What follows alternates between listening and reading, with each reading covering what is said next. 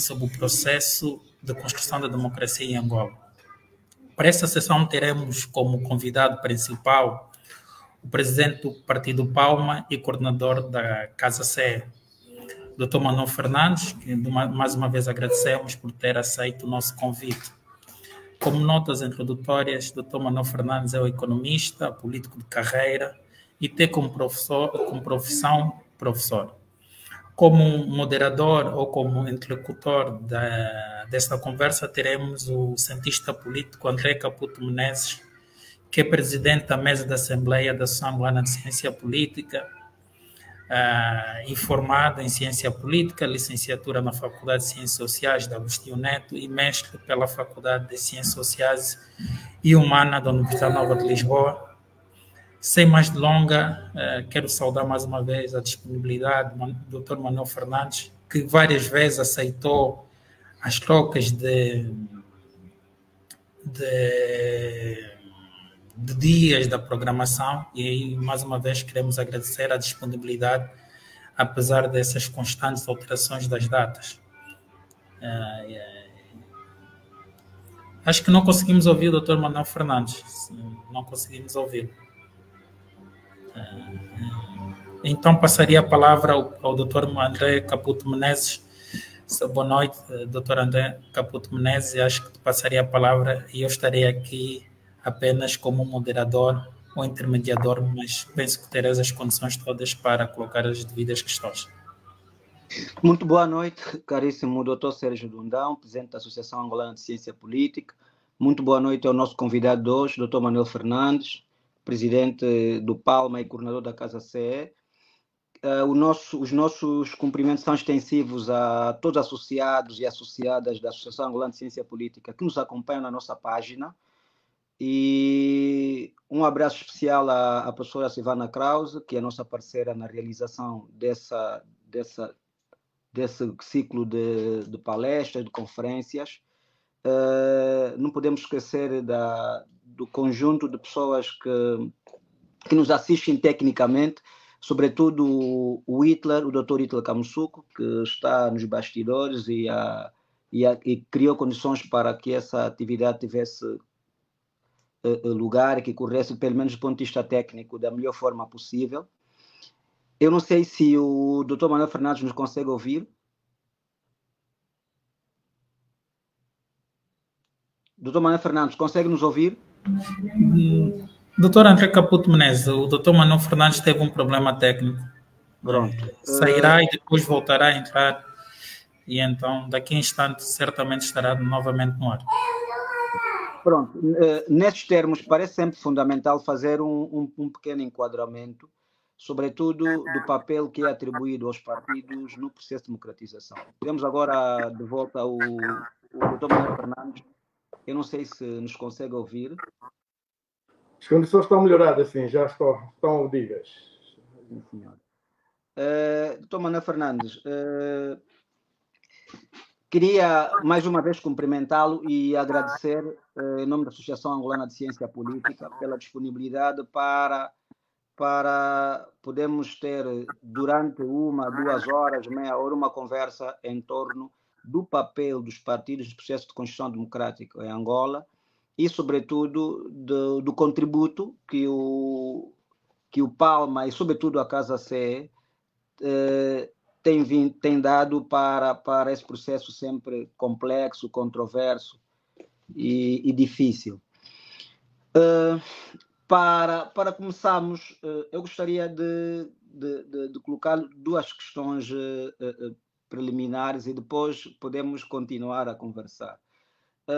Para quem não conhece, o presidente do Palma, o Dr. Manuel Fernandes, é simultaneamente coordenador da Casa CE e tem uma longa trajetória político-partidária. Numa década que se afigurava difícil, sobretudo, foi fundador do Palma e de uma coligação que teve um papel fundamental no nosso processo democrático, sobretudo em finais da década de 90 e e na década de 2000, sobretudo, que é os partidos de oposição civil. Era um partido que sem assento parlamentar, mas que desempenhou um papel fundamental no nosso processo democrático.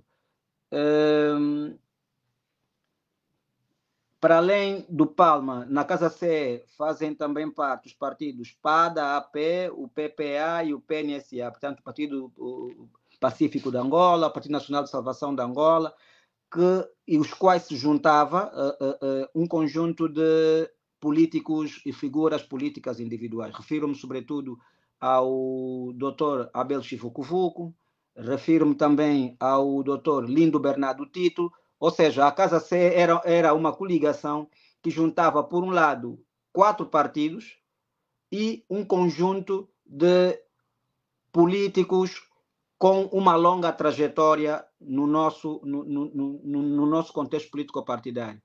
Portanto, ao contrário das outras coligações que eram constituídas essencialmente por partidos, a Casa C tinha uma particularidade que era juntar, portanto, os partidos e aquelas figuras que os quais eu fiz referência. A primeira questão é: como é que define a Casa C?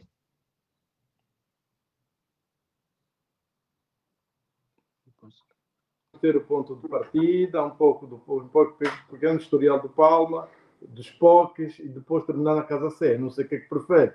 Eu preferia, de facto, fazer uma pequena incursão histórica nisso, né? Mas pronto, já que me coloca, já que está a moderar a pessoa que determina a condução dos trabalhos, dizer o seguinte: eu defino a Casa C como uma força conjunta, um ente derivado, porque os entes originários são os partidos políticos, uma coligação que foi forjada por partidos políticos, mas que integrava na sua ossatura principal figuras políticas que nem sequer pertenciam a nenhum dos partidos políticos membros.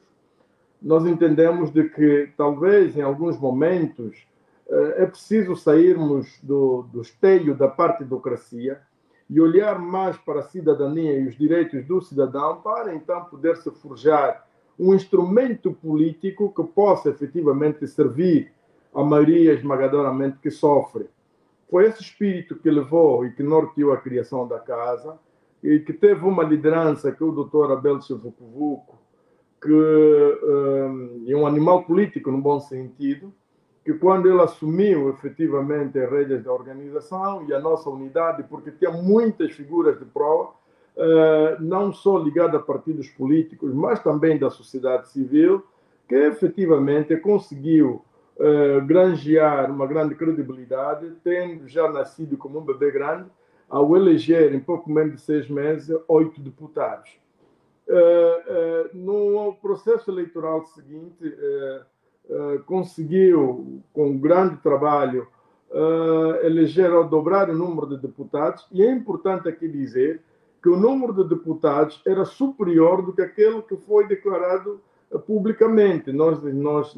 Todos nós sabemos, porquanto o número de deputados que a Casa C teve ultrapassava os 20 e tal deputados.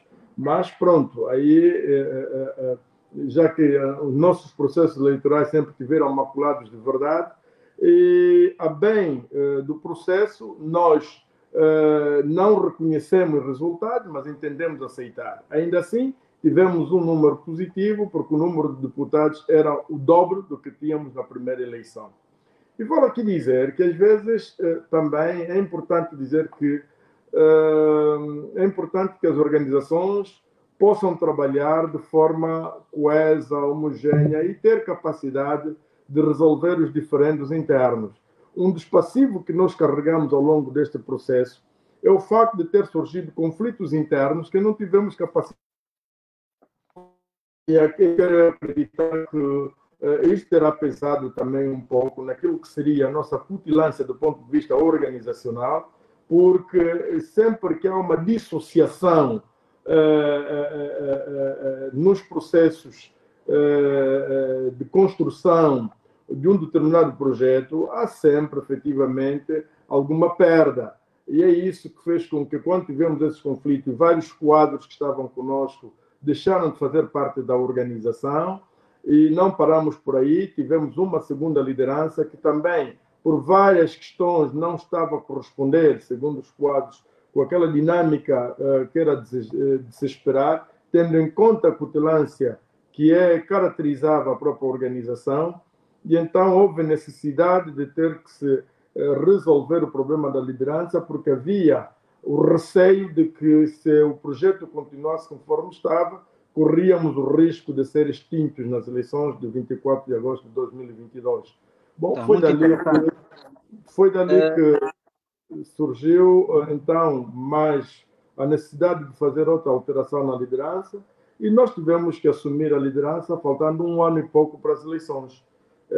Conseguimos efetivamente inculcar uma grande dinâmica e conseguimos recuperar as bases, não ficávamos nada a dever, por isso é que tivemos uma campanha eleitoral dinâmica, tivemos uma campanha eleitoral participativa do ponto de vista de militantes, mas pronto, e eu tenho estado a dizer, vou terminar por aí, de que a expressão inequívoca da inverdade eleitoral das últimas eleições é o resultado atribuído à Casa C.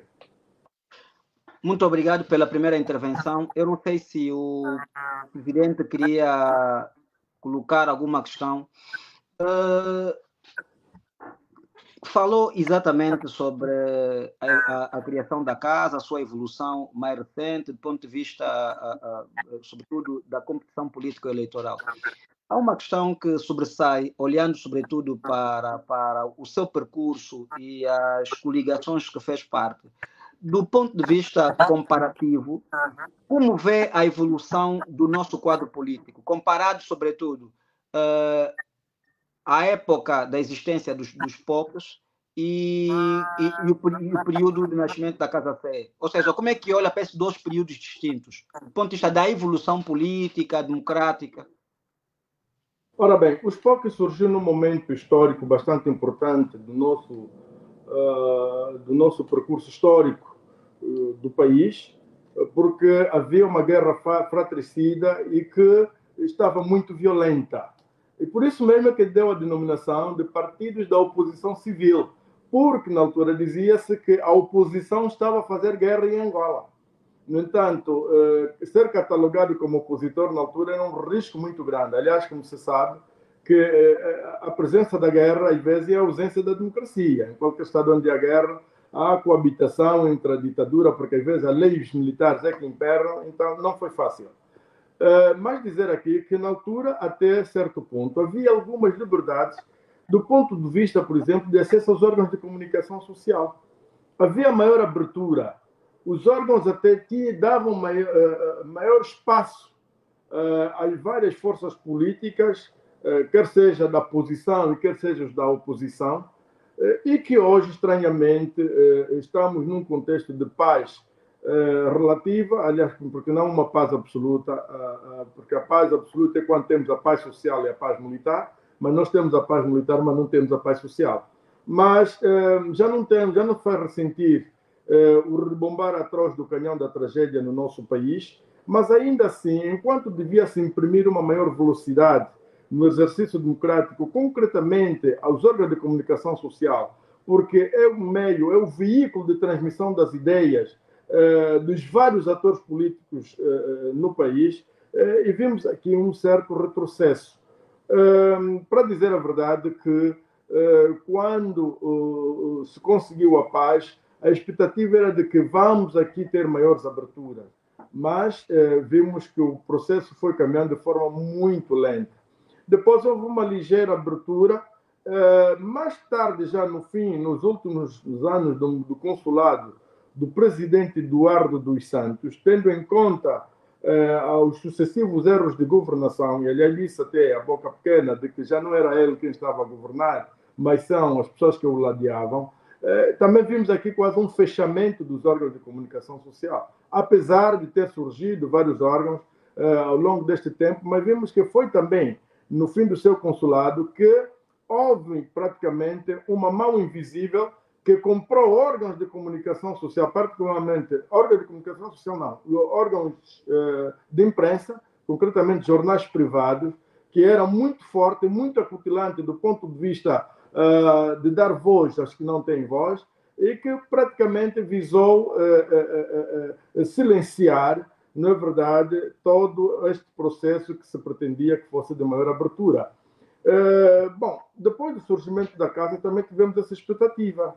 Bom, mas não foi possível porque foi sempre difícil e, aliás, tendo em conta o progresso da Casa CE, sempre foi uma ameaça para o partido da oposição e do seu governo em relação à continuidade desta pujança na vida política nacional. E dali, comparativamente, mesmo, nosso nível, mas olhando para o processo em si, global em si, começamos a ver também um certo fechamento. Hoje, para dizer até, hoje ainda não vou dizer, mas na altura que quando se entendeu optar a mudança na continuidade, viu-se que apesar de tudo, mas o presidente que estava a substituir, estava a entrar em cena, trouxe um discurso reformista, um discurso que efetivamente daria para uma Angola diferente, uma Angola nova, longe daquela que nos foi habituada, apaixonou completamente a sociedade. Deu algumas aberturas. Nós vimos até da parte do Presidente da República dizer que não queria que se criassem nenhuma instituição da sociedade civil de promoção da sua imagem, que assim o fizesse, ele deveria processar. Vimos aqui que efetivamente, periodicamente dava conferências de imprensa, estava a dar-se algum espaço para as liberdades, do exercício das liberdades fundamentais do cidadão, no que concerne manifestações, enfim, mas que, na medida que a sociedade foi tomando conta dos seus direitos, foi se tornando mais reivindicativa, também vimos aqui um certo fechamento e com alguma violência, porque depois começou a surgir morte nas manifestações. Estamos a ver agora que, por exemplo, voltou e com maior gravidade órgãos de comunicação que aparecem, fazem reportagem, filmam, registram entrevistas, e não só atos de político, mas não passa nem sequer um segundo. E se tiver que passar a ver, vai passar sem som. Quer dizer, vemos aqui uma certa regressão do ponto de vista do exercício democrático e até sem saudosismo nenhum, dizer, olha, até que a pessoa dizer, no tempo da década 2000 ou então da década 90, né, havia alguma abertura, havia uma certa liberdade, porque a liberdade não quer dizer apenas existir órgãos de comunicação social privado, não, mas é permitir que se dê voz aos cidadãos. Em democracia, a imprensa deve ser tida como a boca do povo e o ouvido do rei. Mas aqui, de facto, faz-se o contrário. Talvez porque, por promessas feitas e não concretizadas, e como há dificuldade de se poder concretizá-las, não é? Então a melhor via, entender-se que é melhor fechar.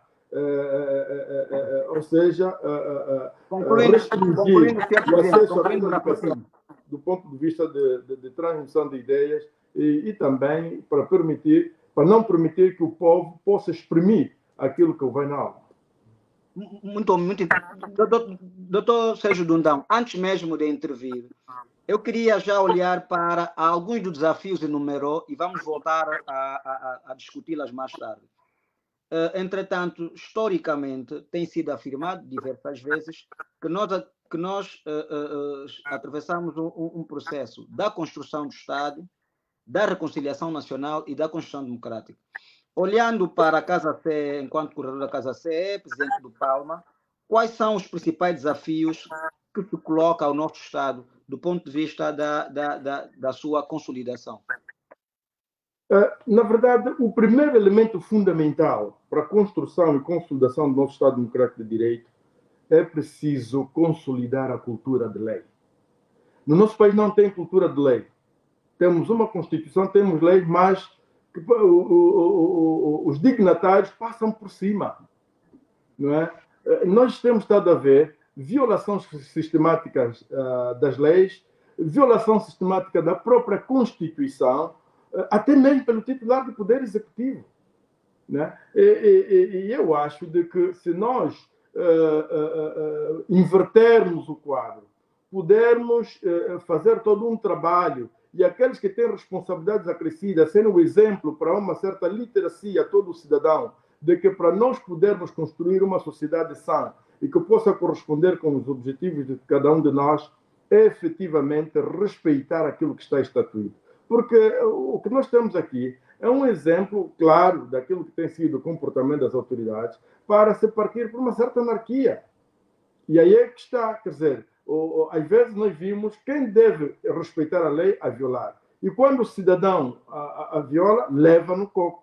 Bom, não é correto isto. Não estamos aqui a defender efetivamente andar-se em violação das normas, não, mas é preciso nós respeitarmos aquelas normas que foram construídas como sendo ou que conseguem parametrizar a condução efetivamente da sociedade. Outro elemento fundamental que é importante é preciso haver o respeito, na verdade, da interdependência de funções dos órgãos de soberania. É fundamental. Outra questão que é fundamental e importante é olhar para a comunicação social como o quarto poder e não o quarto do poder. Então, eu penso que são alguns elementos que, se eles forem bem entendidos, desenvolvidos em vários instrumentos, nós vamos conseguir efetivamente consolidar o nosso processo. E a outra situação, é preciso fazer, quer dizer, nós reconhecermos que o acesso às oportunidades no nosso país deve ser com base nos direitos fundamentais do cidadão, deve ser com base na nossa angolaridade, e não, como é em muitos casos, não é com base na filiação partidária. Sem desprimor nenhum, e é uma realidade, que nos dias de hoje, o cartão de militante do partido, às vezes, expressa maior cidadania do que o bilhete de identidade. No entanto, nós nascemos angolanos, não é? Crescemos angolanos, tornamos militantes de partidos políticos, mas também angolanos, deixamos de ser militantes de partidos e vamos morrer como angolanos. No entanto, o primado que aqui deve ser tido em conta é efetivamente a nossa angolanidade, os direitos de cidadania, não é? E termos uma administração pública, não é, que olhe para isso como o elemento fundamental que deve orientar a sua norma de conduta quando tiver que tomar qualquer decisão, quando que tiver que analisar qualquer documento de qualquer cidadão para este efetivamente poder beneficiar de alguma coisa, seja isso a nível dos bancos, o crédito bancário, até mesmo nas projeções para a assunção de responsabilidade a nível das instituições. Deve ser na base da competência técnica, na base do patriotismo e acima de tudo, no dever de servir. Considera a cultura da lei, o respeito pela interdependência de funções, como os aspectos centrais para a consolidação do nosso Estado? Sem dúvida, sem sombra de dúvidas, na medida em que, fora desses elementos, podemos aqui tentar desenhar um quadro e tentar lutar para consolidar a democracia, mas se não tivermos cultura de lei, se não houver interdependência de funções, em que um poder sobrepõe-se aos outros, enfim, nós estaremos a falsear, na verdade, uma luta, ou seja, um processo democrático, mas que estaremos perante uma ditadura camuflada. Se tivesse de empreender reformas do ponto de vista estatal, quais seriam?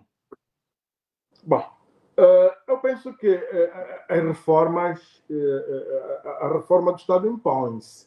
E eu penso de que o maior partido da oposição, ouvimos dizer, vai incitar um processo de revisão profunda da Constituição. Aí sim, e precisa-se. Elementos fortes que devem ser revistos na nossa Constituição, porque ela, do ponto de vista de direitos fundamentais, está boa. Mas na parte da organização do poder político, aí é onde está o grande problema. Precisamos conferir o direito a todos os cidadãos de escolher quem deve conduzir os destinos do país, não estando a reboque da lista dos deputados. Ou seja, estou a dizer simplesmente de que devemos conferir nas eleições 2 boletins de voto. Um para o Poder Legislativo, para a eleição dos deputados, outro para, efetivamente, a eleição do Presidente da República. Na medida em que o Presidente da República não pode, conforme o dado que temos hoje, ele é cooptado da eleição parlamentar. Então não significa pode ser. Que, na perspectiva da Casa Serra, seria a realização de 2 eleições em separadas? Não, podem ser simultâneas. O importante é que haja 2 boletins de votos diferentes. Um, efetivamente, para escolher a composição parlamentar, outro para efetivamente escolher o Presidente da República. Né? Porque o órgão de soberania pressupõe que o seu responsável seja eleito de forma direta, secreta e periódica. E nós aqui não temos isso. E nós temos uma Constituição que confere ao Presidente da República hiperpoderes. E é um presidente que não é eleito diretamente pelos cidadãos. Não está correto.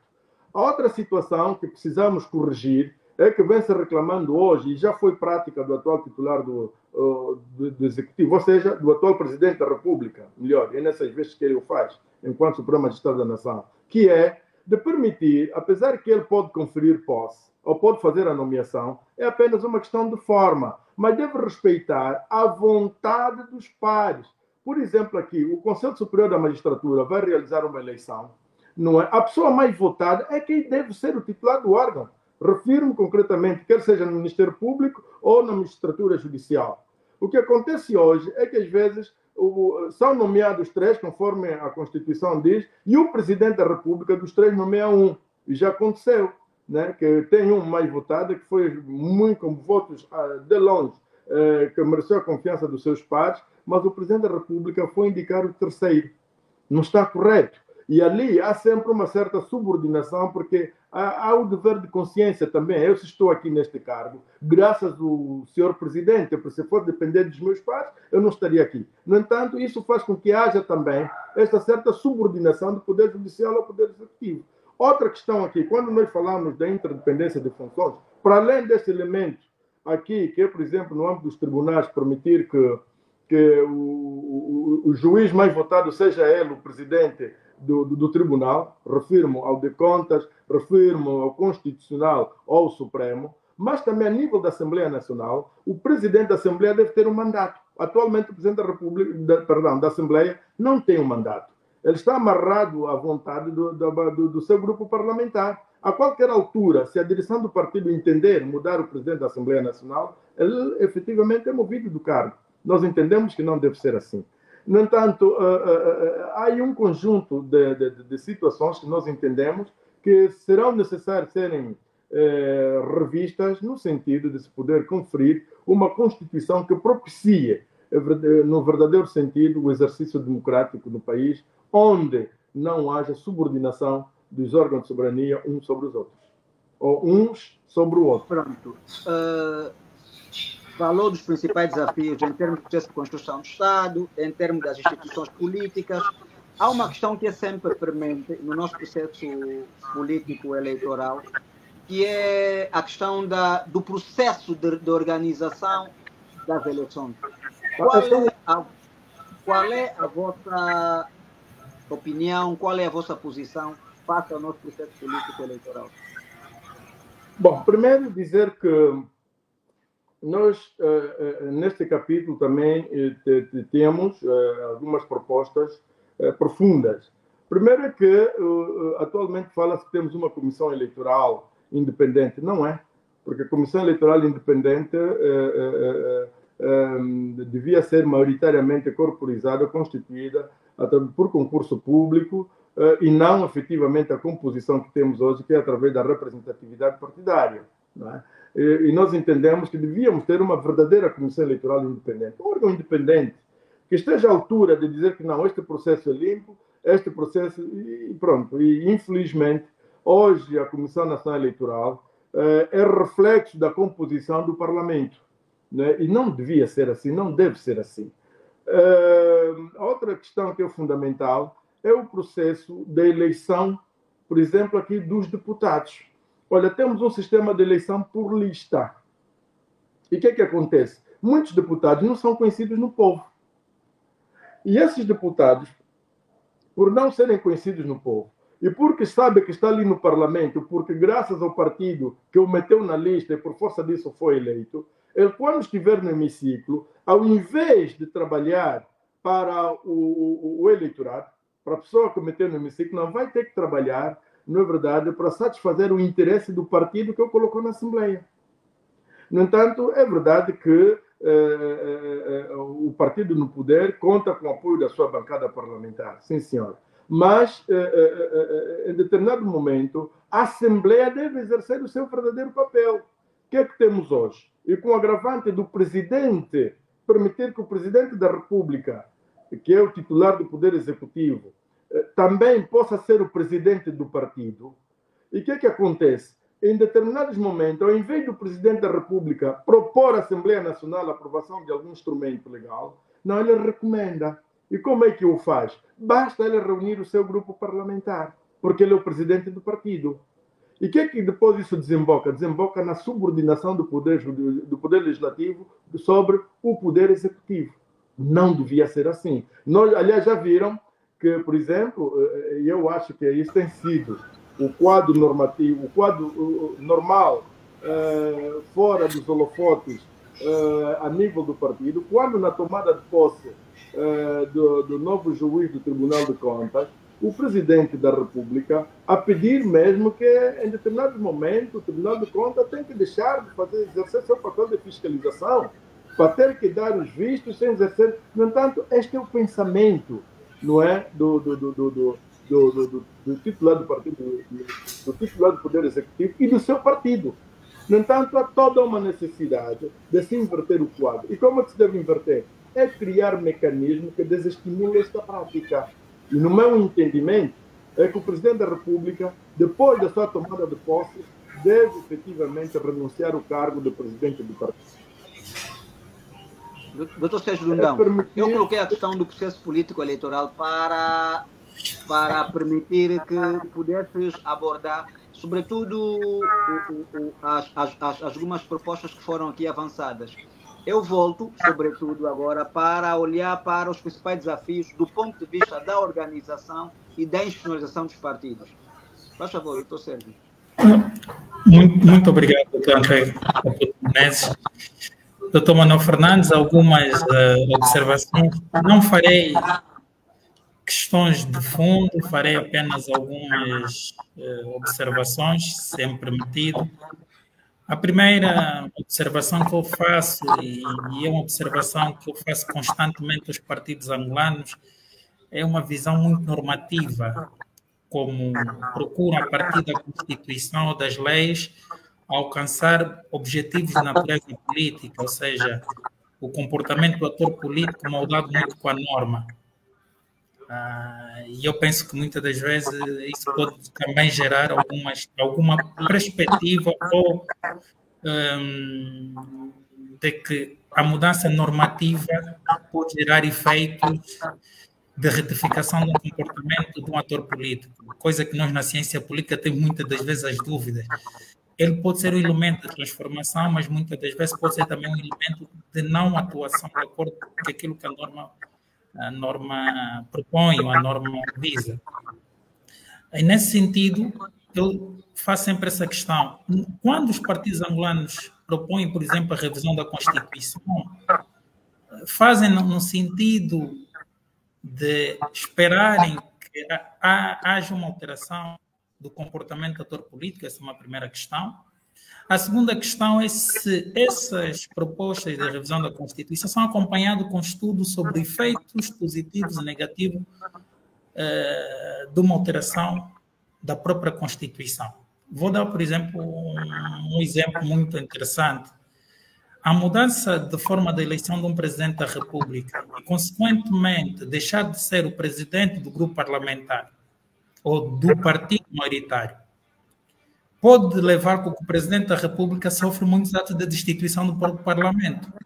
A partir do momento que ele não tem base parlamentar e não orienta o seu próprio partido para a sua defesa, ele acaba por ficar despido de capacidade de reação.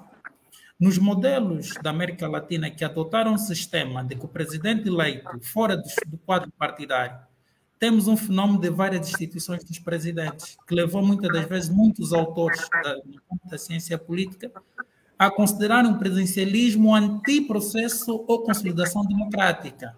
Ou seja, o presidencialismo como um fator das crises das democracias na América Latina. E surgiu, por exemplo, no campo da ciência política. E aí é que eu deixo essa questão. Quando os partidos angolanos apresentam essa proposta, fazem estudos de campo, apresentam os efeitos negativos ou apenas é uma perspectiva de que a mudança na forma de eleição do Presidente da República vai ter um efeito positivo para a democracia? Porque nós, cientistas políticos, temos muito receio de apresentar propostas sem um estudo comparativo, sem um debate acadêmico profundo, coisa que eu sempre digo publicamente. Reformas dessa natureza, ou reforma com essa profundidade, deveriam ser feitas para estudos científicos. Mas essa é a questão que eu deixo. O caso CE tem algum estudo, algum suporte técnico, ou o caso CE tem essa perspectiva porque é uma convicção de natureza ideológica e que considera que é importante colocar no campo político? Bom, eu agradeço as questões que foram colocadas. Primeiro, para dizer de que quando se está alguma proposta de revisão da norma, é porque viu-se que algo não está correto e algo precisa ser melhorado. Isto no âmbito da condução do nosso próprio processo democrático. E é claro de que quando há um conjunto de debates internos, que se diz de que efetivamente a situação, o quadro não está bem. E o político, ele dá a linha efetiva orientadora e quem faz o trabalho é o técnico. Agora, nós entendemos que efetivamente o quadro que o doutor apresentou não colhe para mim, na medida em que o facto do presidente da República deixar de ser presidente do partido não é porque ele imediatamente perde, não é, o controle e o apoio do seu partido, nada disso. Aliás, nós estivermos em Portugal, temos um presidente da República que não é presidente do partido. E temos em vários países essa realidade. E o que é que acontece? Há mais resultados positivos quando o presidente da República não é presidente do partido do que quando é. Na medida em que, quando o presidente da República é presidente do partido, em determinados momentos, e nós já vimos aqui, que quando o presidente da República está numa determinada ação, é confundido se ele está numa ação de Estado ou está numa questão do partido, particularmente, principalmente para nós aqui em África. É verdade que o nosso entendimento é que o presidente da República deve ter grandes poderes, sim senhora, mas efetivamente, quando está nas vestes de alto magistrado da nação ou de titular do poder executivo, ele está aí a representar todos os angolanos. Não sei se já temos estado a ver constrangimentos sobre, em determinados momentos, quando o presidente da República, não é, está perante uma atividade de Estado, imediatamente depois daquela atividade está a fazer a atividade do partido, e as pessoas perguntam-se, mas o que é que está a passar? Mas será que está correto isso? E isso faz com que até, mesmo em missão partidária, o presidente da República use os meios de Estado, na verdade, para atividade partidária. Há um conjunto de elementos que, do ponto de vista da construção da democracia salutar e positiva, nós deveríamos efetivamente ter coragem de corrigir. E o nosso entendimento de que este elemento de não conferir esta dupla responsabilidade do Estado partidário a um único titular, eu acho que seria bom e seria positivo. Agora, a questão das reações, dos impeachment, não sei, eu acho que não tem nada a ver. Aliás, isto poderá acontecer sempre que, como o caso vertente que temos hoje, não é? A Constituição confere este poder para, por exemplo, a UNITA propor à Assembleia Nacional a discussão do impeachment do Presidente da República, está nos marcos da Constituição, é normal, vai-se debater. Agora, se as razões são suficientes, vai desembocar no seu... Esse é o debate da Assembleia. Nós não podemos, no meu ponto de vista, quer dizer, buscar alguns elementos que possam efetivamente desacelerar o passo para nós podermos caminhar da melhor forma para a edificação de um processo democrático salutar. No entanto, por isso mesmo é que quando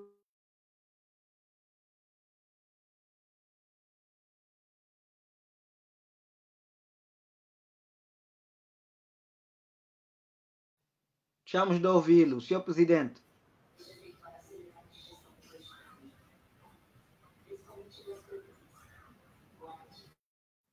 Senhor presidente, deixamos de ouvi-lo.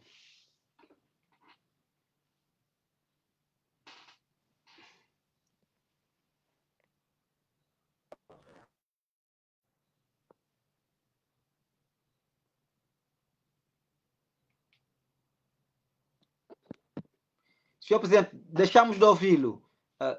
Doutor Sérgio, agradecia que se lhe enviasse alguma mensagem. Deixamos de ouvi-lo. Sim, doutor André Menezes, eu vou ligar para ele.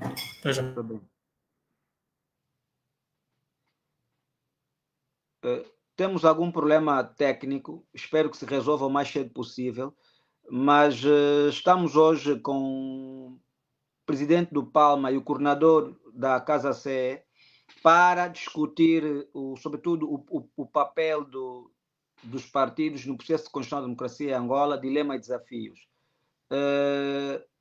O senhor presidente até agora falou do seu processo de formação, evolução do Palma, dos principais desafios os principais desafios no domínio da construção do Estado, no domínio da reconciliação nacional e do processo de democratização, sobretudo olhando para a construção das instituições e, finalmente, sobre o nosso processo político eleitoral. Tivemos uma falha no sistema, vamos aguardar que tenhamos o sinal de volta para continuarmos a nossa discussão.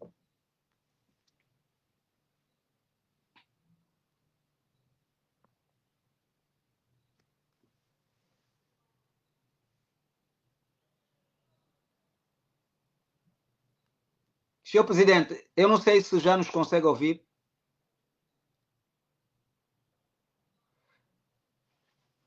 Bem, temos algum problema no sinal. Enquanto isso, recebemos várias mensagens e vamos aproveitar olhar para algumas delas e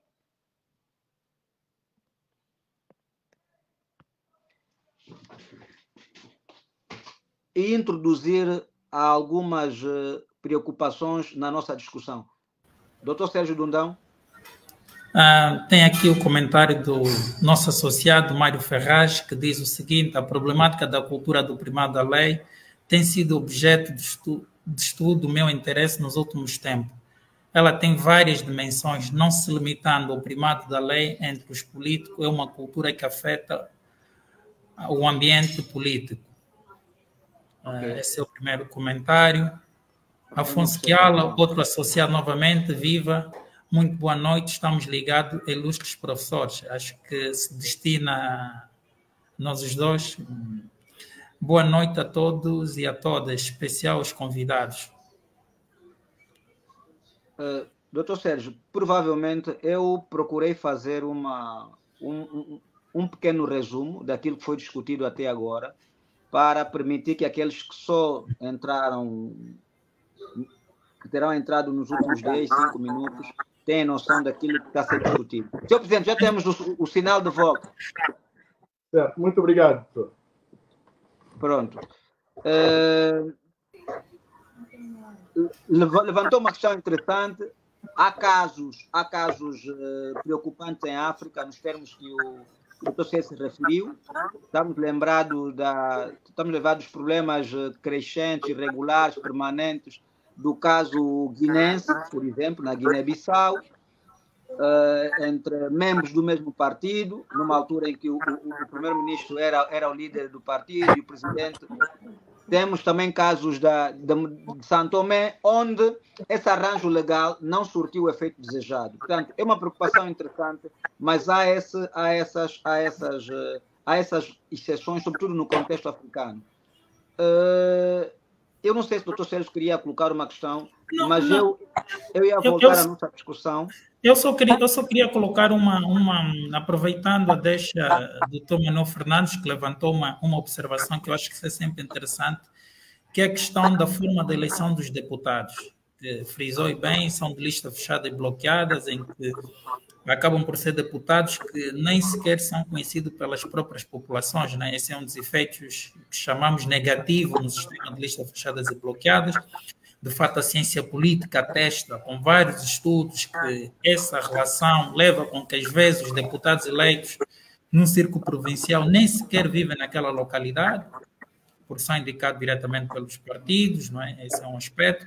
E, nesse aspecto, eu gostaria de saber se o Casa Sé nunca pensou na possibilidade de criar aquilo que é o modelo que chama-se na América as primárias, ou seja, em que os seus candidatos fossem também escolhidos pela população local. Ou seja, apesar de ser uma sede de lista, mas dar um princípio de legitimidade aos candidatos que a Casa Sé depois vai levar para a própria lista. Até poderia, às vezes, não ser 100%, mas, por exemplo, testar, começar a criar essa cultura de listas abertas, porque a nossa lei não impede, na seleção dos candidatos dos partidos, que eles possam passar por primárias. Ela depois diz que o partido é que tem que apresentar, junto ao Tribunal Constitucional, os candidatos. Mas eu acho que os partidos podem testar a nível interno essa possibilidade de primárias. Então, gostaria de saber se o Casa Sé, nas futuras eleições de 2027, não pensa testar essa possibilidade de listas abertas na seleção dos seus candidatos. Bom, na verdade é uma questão interessante, que está a ser colocada, e eu entendo que sim,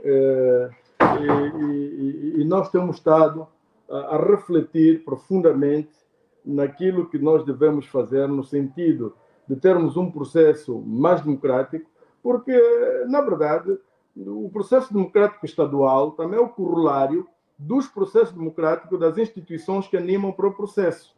Então, deve haver também um ensaio das próprias estruturas ou das instituições partidárias desse processo democrático. É verdade que, até agora, o processo de escolha, por exemplo, dos deputados é dado às estruturas provinciais, né? É sempre a nível fechado, ainda não se conferiu esta oportunidade, nenhuma força política, pelo menos tentou ensaiar um modelo idêntico. Mas, na verdade, também temos aqui que fazer um trabalho de pedagogia, porque hoje em dia, em muitos casos, mesmo às vezes conferindo essa oportunidade aos cidadãos, mas se tiver que chamar os cidadãos para terem que participar de um processo democrático aberto que diz respeito à Casa Sé, muitos talvez não vão participar, porque, lamentavelmente, criou-se aqui uma ideia de que a democracia é propriedade exclusiva dos partidos, e não é, né? Então, eu penso de que nós, na verdade, e com toda honestidade, não chegamos de refletir ainda nesta base.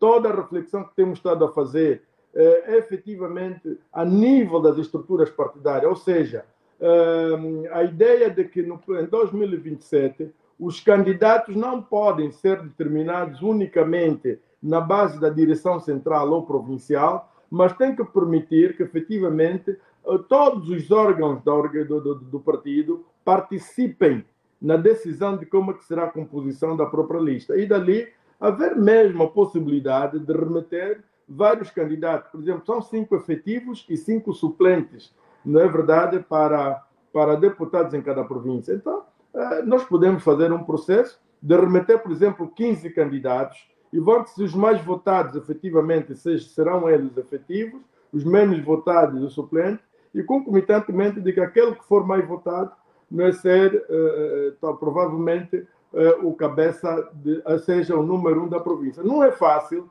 e não será fácil, conseguir alcançar este desiderato, já refletimos nisso, porquanto temos, por exemplo, o secretário provincial, que a todos os títulos é a pessoa que foi escolhida para dirigir a organização na província, e por maioria de razão, se ele é o candidato número 1, na verdade, também à Assembleia Nacional. Penso eu que este é um entendimento que nós temos de que é um grande trabalho que temos pela frente, e eu agradeço esta pergunta e vou considerá-la como um contributo no nosso processo de luta para a consolidação da democracia no país. Doutor Sérgio, eu acho que era a altura de olharmos mais para o nível de organização interna dos nossos partidos. Reconheceu que é fundamental um certo nível de democratização dos próprios atores partidários. E há uma questão que é fundamental no nosso contexto, é que os próprios partidos vivem grandes problemas internos. Por grandes problemas internos, e muitos dos quais são problemas que emergem da gestão financeira do patrimônio, dos recursos financeiros e patrimônios do partido. Olhando para a evolução histórica dos nossos partidos, quase todos os partidos tiveram esses problemas, sobretudo aqueles sem representação parlamentar. Aliás, só para relembrar, é sempre importante, se nós olharmos para o processo de formação dos nossos partidos, vamos ver que o número de partidos foi reduzindo à medida que os incentivos financeiros para a criação foram sendo retirados. E falou de conflitos internos na coligação e que eventualmente terá tido efeito nos resultados eleitorais de 2022, mas eu gostaria que descrevesse exatamente como tem sido a gestão dessa questão sempre problemática, sempre problema, quer ao nível do Palma, quer ao nível da Casa C, a gestão dos recursos financeiros, porque é um dos principais drivers dos problemas internos que os partidos têm. Essa é a primeira questão. A segunda, que não está muito, que está associado às dinâmicas internas dos partidos também, sobretudo do ponto de vista organizacional, tem a ver com o grau de inclusividade dos nossos partidos. Se olharmos, por exemplo, para a composição da lista da Casa Sedes 2012 até 2012, 2017, 2022, se olharmos para a posição que é conferida às mulheres e aos jovens na lista, parece muito desproporcional para uma sociedade, sobretudo, que é constituída maioritariamente por jovens. A terceira pergunta, e eu vou tentar parar por aqui, a terceira questão tem, sobretudo, a ver com o grau de concentração e de dispersão dos nossos partidos. Olhando para os resultados eleitorais de 2012, 2017 e 2022, vamos observar que grande parte, aliás, os partidos estão muito concentrados nos principais centros urbanos, sobretudo em Luanda. A Casa Ceia foi uma rara exceção em 2012, 2017, sobretudo, nas províncias do Zaire, Cabinda, etc., mas que perdeu esse grau de dispersão territorial em 2017. Então, são essas minhas três questões que eu gostaria que respondesse e que partilhasse aqui conosco. Como é que se gere os dinheiros na Casa C e a sua experiência no Palma? Porque é sempre uma questão do qual emergem os principais problemas internos. Deixei de ouvir, porque creio que o Sr. Presidente deve ter saído por um instante. Acho que está com problema na câmara. Sim. Porque conseguimos ouvir o som é audível, ou era? Ou então vai nos apresentar os relatores de conta da KTC.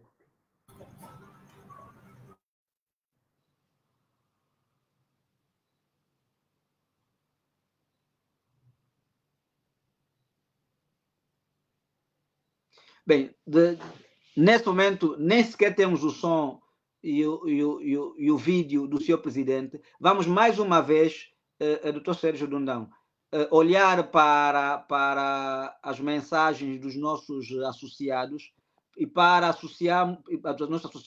para ver se conseguimos introduzir uma ou outra questão fundamental para o nosso debate. Temos aqui uma observação do Almeida Antônio Almeida. Enaltecemos bastante a atividade político-partidária angolana, mas os novos partidos são pouco criativos. Esperamos maior transformação a nível dos mesmos. Está aqui o Cuco de Souza. O desenho feito pelo MPLA, que atribui o cargo do Presidente da República, é também Também o do partido protege crise da instituição por parte do partido em época de gestão antes de um congresso partidário. É exemplo da África do Sul, que a belo prazer tem destituído o presidente da República. O Gaspar diz o seguinte: a logística para as primárias pode ser muito dispendioso.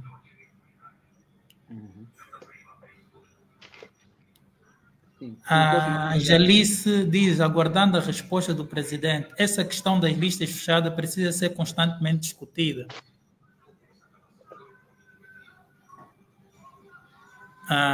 Mário Ferraz diz, a eleição do presidente é direta quando os cidadãos escolhem diretamente. O presidente sem intervenção de outro órgão, ou seja, seria indireta se os cidadãos escolhessem os deputados depois os deputados, entre eles ou não, escolhessem o presidente pela legitimidade atribuída pelos cidadãos, como acontece na África do Sul. Em Angola, as eleições para o presidente é direta. O Mário Ferraz volta a repetir, o nosso sistema eleitoral é de eleição direta. Falsa é a tese que a eleição do presidente seja indireta. Silvana, nossa parceira, descreve o seguinte: Abrapeu cumprimenta do Brasil o importante diálogo angolano. Mário Ferraz, qual é a situação de profissionalização dos quadros que ocupam cargo administrativo na Casa CE? Temos de volta ao nosso convidado, o senhor presidente e coordenador da Casa CE, Dr. Manuel Fernandes. O som ainda não está audível. Ainda não está audível? Não. Ainda não. Agora sim, agora está. Agora sim, quer dizer, agora sim. Agora sim. Sim. Eu podia reformular as questões, se não se importasse. Está certo. Pronto. A primeira questão tem a ver com a gestão dos recursos financeiros e patrimoniais dos partidos, que tem sido, infelizmente, um dos grandes causadores das discórdias das lideranças internas dos partidos. Nós estamos recordados, na década de 90, havia uma discórdia, chamavam-se as alas, a criação das alas partidárias.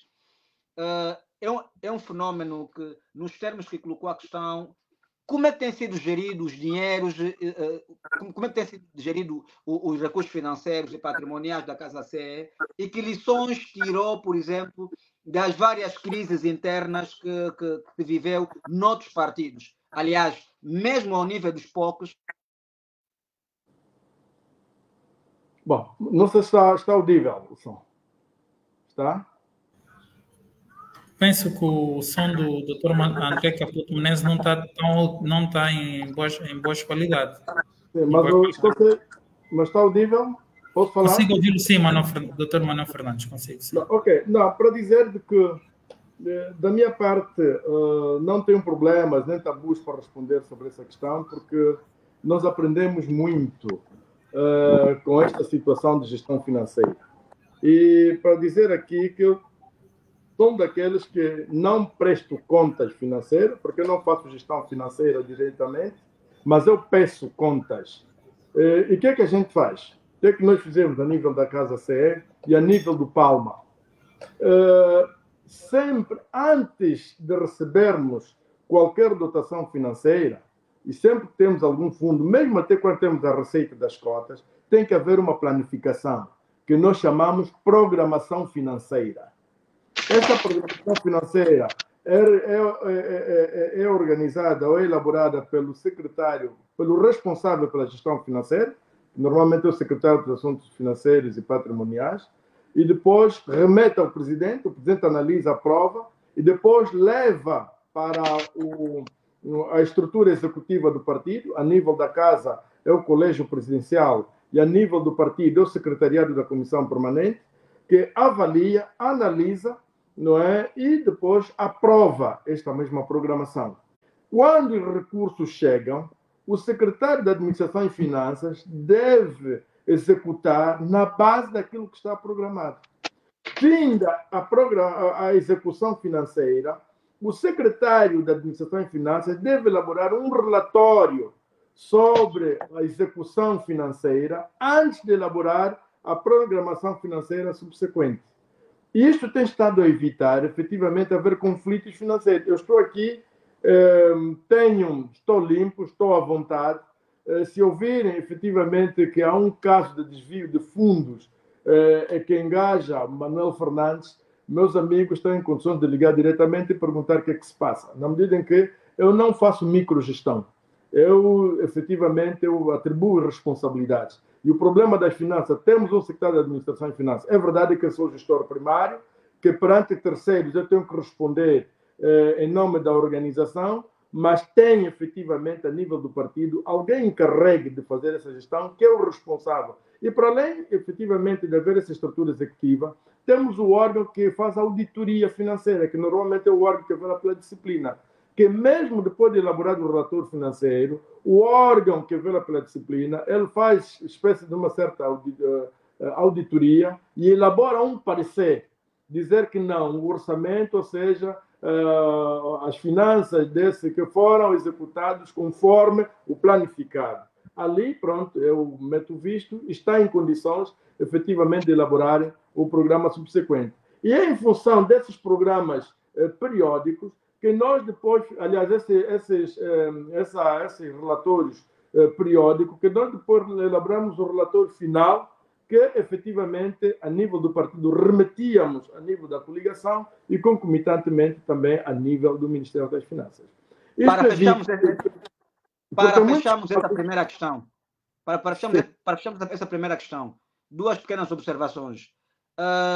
Qual é o grau de influência do coordenador na indicação ou eleição do órgão da auditoria e do secretário-geral? Normalmente, o presidente não indica como tal, aquilo normalmente tem encontrado os consensos, eleição a nível do órgão. Sabe que é uma coligação, quem determina ali são as lideranças partidárias e os presidentes dos partidos políticos agem com base no consenso do debate havido no órgão do seu partido. No entanto, os processos de debate, o processo de discussão para a tomada de uma posição tem início nos partidos e depois chega no colégio presidencial a decisão que efetivamente o partido entendeu sobre uma determinada decisão, sobre uma determinada postura a se tomar, é aquela que o presidente vai ter que manifestar a nível da reunião. O coordenador-geral da Casa não tem poderes absolutos, nem poderes especiais. O presidente da Casa é praticamente um mero facilitador, porque todos os partidos políticos são soberanos, o presidente dos partidos tem poder de veto, enfim, é um exercício democrático muito forte. Muito interessante. Efetivamente, que haja, que os ingleses dizem, né, um one-man show, né? Ou seja, haver aí um homem forte. Não, ali é um processo que a liderança tem que ter capacidade de persuasão para efetivamente conseguir conduzir o barco na base dos consensos desejáveis. Resumidamente, na Casa há uma cultura de prestação de contas. Sem dúvida, isso existe. Uma cultura de prestação de contas, quer na Casa, quer no Palma Nova Angola. A segunda questão estava associada ao grau de inclusividade dos nossos partidos. E a minha questão era relativamente às mulheres e aos jovens. Na verdade, eu aqui devo dar a mão à palmatória de que não foi fácil.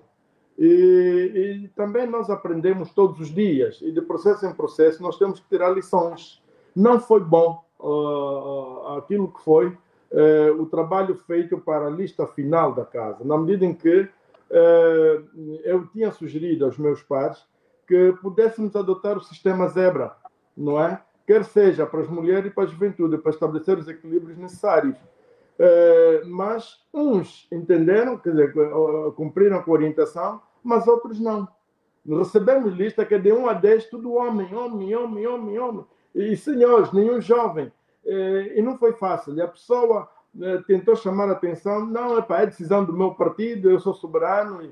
Bom, esse é o grande problema também, às vezes, desses processos inclusivos, né? E associativos, né? Podemos assim dizer, porque cada um vem, tem a sua posição e às vezes quem está na posição de líder não consegue demovê-lo daquela sua posição porque é a decisão do seu partido. E na verdade, a lista não foi boa, mas todos nós aprendemos. Quando fizemos o balanço e vimos que foi um dos elementos negativos da Casa CE perante essas eleições. É a própria lista que não conseguiu efetivamente corresponder com a expectativa da juventude, que a maioria está ali, das mulheres. No entanto, mas isto foi o reflexo desse trabalho, dessa discussão, mais ou menos em coligação, desse trabalho, mais ou menos, de respeitar as decisões tomadas nos distintos órgãos dos partidos políticos, porque a lista da coligação é feita, o sistema zebra, o partido é quem indica, né? E primeiro está o partido, por exemplo, o presidente é o número 1, para o número 12 e pronto, ali depois faz-se uma rifa para estabelecer a própria composição dos demais e as compensações necessárias. Agora, nós queríamos e eu que tinha solicitado, quando chegar a vez do partido para indicar o quadro ali, se ver que ali o senhor aqui é para indicar uma mulher, então que se indique uma senhora, que se indique um jovem. Não conseguimos, porque efetivamente também ali eram os interesses dos vários responsáveis dos próprios partidos. As lideranças estavam tanto quanto um pouco amarradas aos consensos dos partidos, e isso é que fez com que tivéssemos essa lista que não foi muito positiva, devemos reconhecer, mas precisamos acreditar que aprendemos todos e que não foi bom e que em 2027, é verdade, o contexto, especialmente, posso dizer aqui a nível do nosso partido, será diferente. Continuamos a olhar para os desafios dos próprios partidos. E uma terceira questão tem um pouco a ver com o grau de concentração e dispersão territorial dos nossos partidos. Nós olhamos para a evolução dos resultados eleitorais da Casa CE, vamos ver a semelhança de outras coligações e de outros partidos, que há uma excessiva concentração nos principais centros urbanos. Estamos a falar do centro, estamos a falar sobretudo do litoral. Qual tem sido a razão dessa opção do maior investimento, quer do ponto de vista logístico, financeiro, quer do ponto de vista político, inclusive, dos principais centros urbanos? E com as consequências todas que daí advêm? Bom, na verdade, isso tem a ver com aquilo que é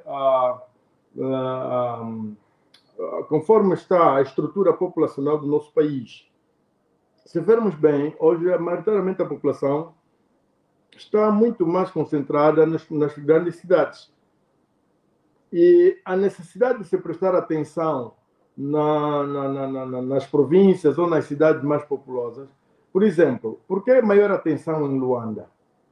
Um partido que consegue eleger um deputado em Luanda, não é verdade, no círculo eleitoral provincial de Luanda, consegue tirar 6 ou 7 ou mesmo 9 deputados do círculo nacional.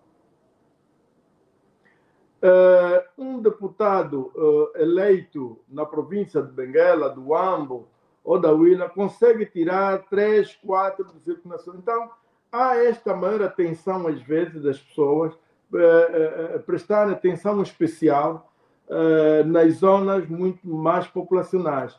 E por que nos centros urbanos? Porque lá onde está concentrada a maior parte da população. Nós, às vezes, andamos em municípios, por exemplo, se nós olharmos para o município de Viana, só o município de Viana, não é? Ele tem população superior que a província do Zaire, do Kwanza Norte e a província do Bengo. Essas 3 províncias não têm uma população superior que o município de Viana, por exemplo. Não é? Então, aqui, a atenção especial por Luanda impõe-se. A nível dos centros urbanos também, é a mesma coisa. Nós, quando vamos ver nas províncias, vai num município, ou num determinado município, que a densidade populacional é de 7 ou 8 mil pessoas, enquanto que na capital do país, na capital de província, perdão, estão cerca de 20, 30. Então, há esta concentração. Apesar que, do ponto de vista estratégico, é muito bom trabalhar também a nível das zonas rurais. Nós, efetivamente, o que é que refletimos? é que às vezes é impossível, ao nosso nível, prestar atenção com a mesma dinâmica em todo o território nacional. É preciso eleger zonas de influência, que a pessoa tenha certeza de que aqui eu vou investir e aqui vou ter bons resultados. No entanto, é isso que se faz. E já em outros momentos, com recursos abundantes, há um quadro diferente. A pessoa consegue dizer, para termos recursos, vamos investir em todo o território nacional a mesma dimensão, porque, efetivamente, nós temos certeza de que vamos conseguir obter resultados positivos aqui. Isso também tem a ver, efetivamente, com aquilo que é a capacidade financeira, a capacidade, não digo financeira, mas a capacidade logística do partido como tal. Porque é verdade que ao nosso nível, quanto mais agora, não é? Que temos que procurar formas de como é que temos que sobreviver quase que todos os dias, não podemos ficar parados, a política é dinâmica, temos que olhar 2027 e não com a perspectiva de ir ao Parlamento, porque o objetivo de qualquer força política não é estar para animar o debate político, seja onde for, mas é mesmo o poder. Então temos que trabalhar, temos que nos agigantar de todas as formas para ver se efetivamente possamos concretizar o grande objetivo, que é efetivamente assumir os destinos do país para, nas vestes de servidor, fazermos aquilo que os outros não fazem há quase 50 anos. Muito obrigado. Eu vou deixar o doutor Sérgio. Há várias questões que eu queria, há mais duas questões que eu queria colocar. Uma delas até é olhando para aquilo que tem trabalhado a professora Silvana Krause, que é sobre as questões do financiamento político. Quando eu coloquei a questão relativa aos principais desafios do ponto de vista do processo de competição eleitoral, esperava que se referisse ao tipo de financiamento político a que nos partidos, sobretudo, estão sujeitos. Não tendo colocado, e sendo uma área que a professora Silvana Krause trabalha muito, a questão do financiamento político, eu gostaria que fizesse uma breve descrição sobre a natureza do financiamento político. Já esteve do lado de fora, portanto, do lado do não financiamento, porque durante muitos anos os partidos sem assento parlamentar, exatamente como nos termos atuais, não tinham financiamento público. Depois houve um financiamento para a preparação, organização das eleições de 2008 e depois de 2012, e com exceção do financiamento que é atribuído aos partidos no ano eleitoral, os partidos sem assento parlamentar não têm acesso ao financiamento público. Portanto, já teve do lado de fora, portanto, do lado do não financiamento, também já teve acesso ao financiamento público, porque o Palma é parte da coligação Casa Sede de 2012. Eu gostaria que abordasse exatamente sobre essas dificuldades que os partidos apresentam até para a sua própria sobrevivência no nosso sistema político, mas outro sistema político, onde o financiamento público é essencialmente destinado para aqueles partidos que têm representação parlamentar. Bom, muito obrigado, é uma pergunta pertinente. Eu deixei mesmo de propósito para que a pergunta fosse feita de forma individual, posso assim dizer. Na verdade, essa é uma questão que foi levantada e eu ainda posso assim dizer, na mente, a conferência que se realizou em Joanesburgo há 4 meses, em que eu fiz parte, dos partidos políticos da região austral. Não é? E um dos elementos fundamentais que se viu no que concerne à fragilidade dos partidos políticos tem a ver, efetivamente, com a vertente financeira. E foi consensual de que a democracia faz-se com partidos políticos. Daí que é importante que os Estados estudem modelos que permitam o acesso ao financiamento dos partidos políticos de várias formas, ou de forma de crédito bancário, ou financiamento público do Estado de forma direta, ou então permitir que os partidos políticos possam procurar parcerias além fronteira para efetivamente buscar alguma sustentação, com os riscos que isso acarreta, quer dizer, com alguns cuidados por causa do terrorismo e outras coisas. Ora bem, respondendo diretamente à pergunta que faz, dizer de que é verdade que o problema do financiamento é um problema muito sério.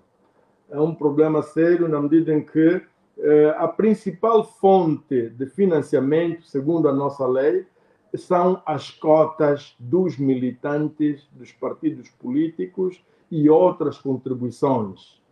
Bom, depois tem uma outra parte em que a parte proibitiva, muito rígida do ponto de vista de solicitação de apoio no exterior do país. Quase que ela proíbe, não permite. Assim sendo, as dificuldades são enormes. Na medida em que a nossa população, os nossos militantes, os militantes dos partidos políticos, são cidadãos que têm efetivamente convicções próprias, mas não têm recursos, né? Têm vontade de ver robusta a sua formação política, mas ele mal tem para se alimentar, não é? E não tem quase nada para pagar ou ajudar a sua própria organização. Aqui, só para brincar um bocadinho, eu tenho estado a dizer, a Igreja consegue ter sucessos no meio dos pobres, mas os partidos políticos têm dificuldades. O que acontece? O financiamento aqui, a nível dos partidos políticos, é bastante penoso aos partidos políticos, na medida em que ela apenas atribui 1.000 kwanzas a cada voto obtido nas últimas eleições para os partidos que têm assento parlamentar. Os que não têm assento parlamentar devem sobreviver com a contribuição dos seus militantes, aqueles que efetivamente têm alguma elasticidade financeira. É verdade que todo qualquer partido também tem aquelas pessoas que têm uma capacidade econômica que ajudam o partido. Nós mesmo, até agora, estamos a fazer algum trabalho, estamos a sobreviver porque temos, quer seja a nível da casa, quer seja a nível do próprio Palma, né, algumas pessoas, alguns quadros que têm alguma capacidade financeira e estas ajudam, cotizam. E outra questão mesmo também, há um espírito, posso assim dizer, revolucionário dos dirigentes que até concretizam missões e ações com seus próprios recursos. No entanto, aqui devemos reconhecer que há um espírito patriótico muito forte para efetivamente continuarmos a luta para uma nova Angola. Em relação ao financiamento da pré-campanha, sim, isto é extensivo a todos, mas também o nosso entendimento é de que, quer seja o financiamento da pré-campanha, que é o financiamento que a lei prevê, e quer seja o financiamento da campanha eleitoral, e vale aqui dizer que os partidos políticos não recebem fundo ao longo do quinquênio, mas no ano das eleições, segundo a lei, eles recebem um financiamento do Estado que lhes permite organizar-se para concorrer às eleições. E o meu entendimento é de que isso tinha que estar legislado, pelo menos o valor. O que acontece? Nós não temos, por exemplo, um teto único, quer seja do financiamento da pré-campanha, quer seja do financiamento da campanha. E, em muitos casos, é muito injusto e muito desproporcional, porque o presidente da República em funções, que é candidato à sua sucessão, é que determina, enquanto titular do Poder Executivo, ele é que determina o valor que vai disponibilizar aos concorrentes, ou a todos os partidos. Por exemplo, em 2017, quando o presidente da República cessante já não era candidato, conseguiu atribuir uma verba que efetiva era 5 vezes mais do que a verba que nos foi atribuída nessas últimas eleições, se tivermos que olhar com a depreciação do Kwanza. Porque o que recebemos este ano é inferior, ainda assim inferior, mesmo no teto de coisa, inferior ao que recebeu-se em 2017. Por quê? Quero entender, porque o titular do Poder Executivo talvez acordou e disse que não, o valor que eu vou atribuir é este. E, aliás, quer dar um valor muito mais ínfimo. Foi preciso os partidos reunirem, reorganizarem-se e fazer uma certa reclamação, e mesmo assim não deu para satisfazer todo um exercício desejável que permitisse uma certa folga, um certo, posso assim dizer, a vontade dos partidos políticos para fazer face aos desafios da campanha eleitoral. No entanto, o grande desafio que temos aqui, efetivamente, é ver como é que o Estado deve olhar no sentido, efetivamente, de mitigar o grau de dificuldade funcional dos partidos políticos. E é verdade, também devemos reconhecer que, olhando um pouco para o nosso percurso histórico, já tivemos momentos em que a finalidade de uns não era criar partido para o país, para lutar por os angolanos, mas era mais o interesse do estômago. Também tivemos esta realidade, mas hoje o contexto é diferente, não é? Então deveria-se pensar mais ou menos algumas outras formas de como é que deveria-se resolver o problema. E não o que temos agora. A lei permite, por exemplo, dizer que crédito bancário. Mas olhando para as políticas creditícias da nossa banca, não é possível. Não é? A pessoa faz um estudo de viabilidade, vai no banco, não tem como. Ainda que tiver um bem de hipoteca, mas sabendo, e é aquilo que eu falei em determinado momento, de que também temos que construir um Estado na base da cidadania e não na base da ideologia partidária. Porque quando se sabe que há ali um pedido, é para quê? Um financiamento, para quê? Para o partido X, mas é para como é que vai pagar? Está ali indicado, mas é para porque de um partido político, o financiamento não sai. Temos estes problemas. Então, são vários desafios que temos, mas que efetivamente eles ultrapassam a barreira dos partidos. Mas são um desafio dos cidadãos, é um desafio dos angolanos. E eu volto a repetir que nós devemos sair dessa falsa realidade de que a democracia e a luta política é uma propriedade exclusiva dos partidos. Não. São os cidadãos que se organizam em partido. Mas a luta é de todos os angolanos. Muito obrigado. Doutor Sérgio Dundão. Doutor Manuel Fernandes, penso que colocou questões bastante interessantes e voltaremos talvez aqui a uma questão que eu considero ser relevante, porque razão é que os partidos angolanos olham mais para a Constituição e mesmo por essas normas inferiores à Constituição, como a questão do financiamento dos partidos, a questão, por exemplo, da lei que extingue os partidos quando ficam abaixo de 0,5%, quando os partidos estão cristalizados como são os elementos que têm que representar ou apresentar as candidaturas. E até que ponto esses constrangimentos institucionais e de natureza financeira afetam principalmente os pequenos partidos e por que razão é que se olha primeiro para a revisão constitucional, quando a nível da revisão dessas normas tem uma facilidade ou a possibilidade de ser proposta uma revisão dessas normas são de menor dificuldade que uma revisão constitucional que tem as suas limitações, quer do ponto de vista temporal, quer da construção das suas maiorias. Porque é que os partidos angolanos não olham muito para essa questão, quer do financiamento, quer da questão da extinção dos pequenos partidos e, sobretudo, no consenso dos partidos que estão na oposição, porque é que não fazem uma frente para a apresentação de estudos, como diz bem o Dr. Manuel Fernandes, por exemplo, de fixar um valor para o financiamento dos partidos na pré-campanha, que fica estabelecido e não fica à mercê da vontade de quem está no poder. Eu penso muitas das vezes, essa é uma questão que me interrogo sempre. Por que é que se vai à Constituição quando o grande dilema, numa alteração na forma de eleição do Presidente da República diretamente, será o financiamento? Porque não basta a possibilidade de concorrer. Depois, como será financiada essas candidaturas? Serão financiadas pelo Estado ou serão financiadas pelo próprio candidato? Se é pelo próprio candidato, já estamos a imaginar que a possibilidade de aparecer candidatos com grande capacidade financeira vai ser uma dificuldade. Se for pelo Estado, quais são os critérios que vão ser adotados? Porque eu penso que há muitas ideias interessantes na questão da eleição direta do presidente, depois é que o grande problema é como é que é o financiamento dessas candidaturas, que é um grande debate que, de fato, no âmbito da ciência política é feito, porque não há soluções perfeitas e todas elas já acabam por ter dilemas, problemas, depois na sua personalização, sobretudo na questão da transparência. Nós sabemos que o financiamento dos partidos, a grande questão é a transparência e a falta de transparência. Não há modelos perfeitos, e no caso da América Latina o Brasil já mudou várias vezes a lei do financiamento dos partidos para tentar arranjar, porque uma gerou vários casos de corrupção. A atual fixa muitos partidos, depois aumentam o orçamento sistematicamente. Então, essa era a minha grande questão, porque os partidos angolanos olham primeiro para a revisão constitucional e não por essas normas que são também estruturantes e muitas das vezes muito mais importantes do que a revisão constitucional.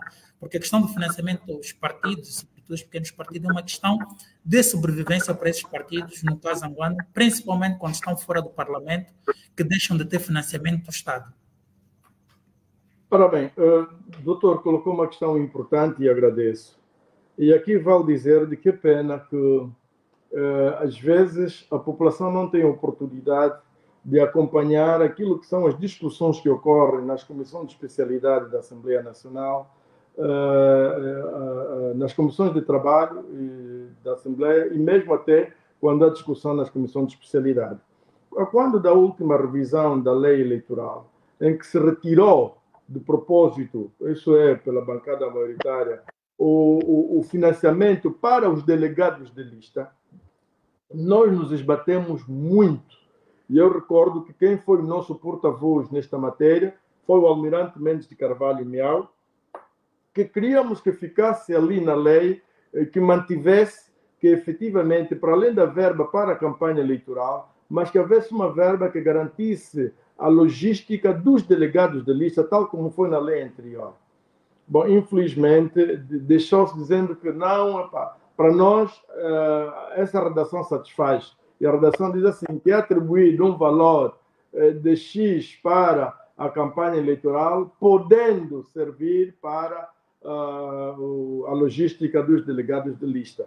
Bom, e a discussão desembocou em tudo isso que foi levantado. Mas também devemos aqui reconhecer que nós, oposição, precisamos dinamizar processos de concertação interna mais profundos. E devo dar aqui a mão à palmatória que não tem acontecido. E posso aqui dizer que, em tempos, tive um encontro com o presidente da UNITA, Geraldo Alberto Costa Júnior, que se viu que, em determinados momentos, tem a mesma necessidade de poder sentar-se à mesa e refletir o país, refletir o processo, dizer para o que é que está mal, o que é que nós devemos fazer. No entanto, penso que essa questão que coloca já faz parte até da nossa agenda, particularmente o elemento de que, pronto, não se atingiu 0,5, o partido é extinto. Bom, isto é incorreto, não é? Mas está sim na nossa legislação, mas tudo isso vai crescer antes de uma concertação política, de um trabalho, de um diálogo de corredores, na medida em que, enquanto tivermos um parlamento com uma maioria absoluta, né, por mais concertações que nós tivermos, e que se não tivermos na mesma linha de pensamento com o partido que está a dirigir, no entanto, não passa. E há muitos instrumentos jurídicos injustos, porque a lei só é boa quando me serve hoje como poder e vai me servir amanhã como oposição. Né? E eu pergunto, numa possibilidade de quem estiver a governar amanhã estar do lado da oposição, vai sentir satisfeito com as normas que ele mesmo elaborou? Vai sentir a necessidade de fazer a revisão, que é para ele poder estar acomodado, porque era uma realidade dos outros e, no entanto, ele não vai conseguir aguentar-se. E nós pensamos de que deveria haver aqui capacidade dos vários atores políticos angolanos, de todos os partidos políticos, se necessário, em termos de olhar país. Não podemos fazer leitura olhando para a realidade sazonal. Estamos assim hoje e vamos... Não. Então, temos que construir um país na base dos consensos necessários, respeitando as diferenças políticas, mas que todos possam se sentir satisfeitos, não é? E não produzir, acima de tudo, injustiças, porque há normas aqui no nosso país que estão estabelecidas, quer dizer, que as pessoas ficam satisfeitas quando vê o outro estar numa determinada posição, quer dizer, que por força da lei ele estará submetido a um sacrifício tal, então é quem fica a rir sobre aquela realidade. Não é bom, não é positivo. No entanto, eu devo reconhecer de que é um trabalho que nós temos que fazer. Aceito a crítica que faz de que, independentemente para nós termos que olhar para um instrumento maior, que é a Constituição, a Bíblia Sagrada da nação, mas também olharmos para as diversas leis, né? E olharmos para ela, principalmente aquelas que dizem respeito ao processo democrático, à coabitação política, enfim, e pudermos então ver aquilo que está correto e aquilo que é incorreto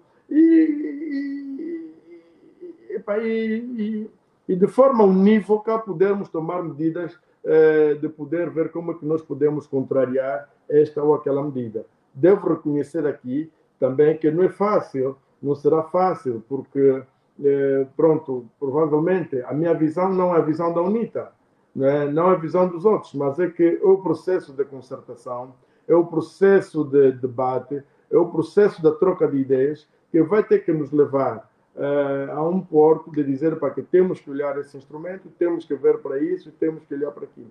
Na medida em que, olhando para aquilo mais ou menos que tende a salvaguardar o direito das minorias, temos que ver também, chamar os outros à razão para poder respeitar esse elemento, porque em democracia também há o direito das minorias. E nós vimos aqui que às vezes não se olha para este elemento. No entanto, mas é uma luta, é um processo, e eu acredito que sim, que nós temos que fazer algo mais para efetivamente podermos inverter o quadro difícil que temos hoje. Muito obrigado. Nós temos pouco menos de 15 minutos para terminar. Eu ia colocar duas questões centrais. A última era relativa às dinâmicas, aos desafios internos dos partidos. E é uma questão que eu deixei para o fim, que tem a ver, sobretudo, com o grau de personalização política nos nossos partidos. Nós temos se reparar, sobretudo os partidos com assento, sem assento parlamentar, sobretudo os pequenos partidos, raramente conhecemos outros membros, senão os presidentes. Portanto, há uma excessiva personalização dos partidos e eu acho que para contextos como o nosso é um desafio que vale a pena ter em conta. Como é que a Casa C e como é que, sobretudo, o Palma vê essa questão da personalização? Em muitos casos, os presidentes ficam 20, 30 anos, muitas das vezes são os únicos rostos visíveis, porque os outros internamente também não têm espaço, ou seja, os partidos muitas das vezes reproduzem internamente grande parte das críticas que colocam ao Estado. Bom, é uma questão pertinente e também mereceu uma ampla análise na conferência que tivemos, na medida em que os partidos, às vezes, todos trabalham na imagem de uma única personalidade. É verdade que nós, na Casa CE, a estratégia que tínhamos tomado era essa, mesmo até desde o primeiro presidente, é de que, olhando para a nossa realidade, somos uma força política nova, temos todos que trabalhar para a imagem do líder. Porque se nós tentarmos dispersar, o povo não vai conhecer o nosso líder. Então, todos nós temos que trabalhar o líder, a oportunidade dada ao líder. E depois, então, nós temos que trabalhar para já criar outras oportunidades aos outros atores internos da organização. Eu, pessoalmente, quando fui presidente da Casa, aliás, faz parte do meu discurso de tomada de posse, de que eu não estou para criar, eu não sou uma pessoa dotada para criar seguidores, mas eu sou uma pessoa dotada para criar líderes a distintos níveis da organização. E é um trabalho que nós temos estado a ver, não é fácil, mas é preciso, isso faz-se dando espaço aos vários atores da organização, e todo e qualquer presidente, e todo e qualquer político, melhor, presidente de partido, mas vou dizer todo e qualquer político, deve saber entrar, saber estar e saber sair.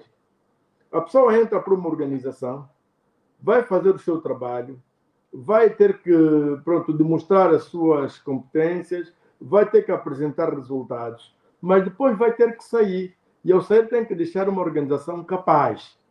E quem é que vai dar continuidade?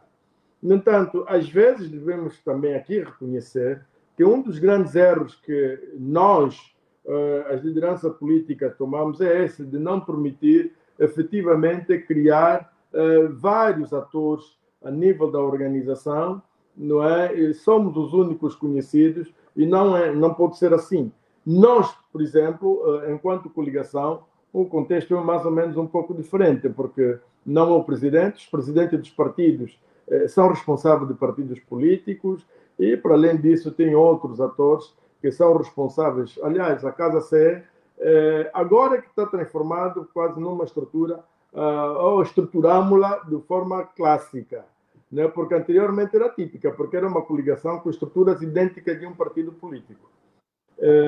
Então, e havia também, às vezes, conflitos de trabalho, conflitos de interesse, porque aquilo que os partidos deviam fazer era a Casa que fazia.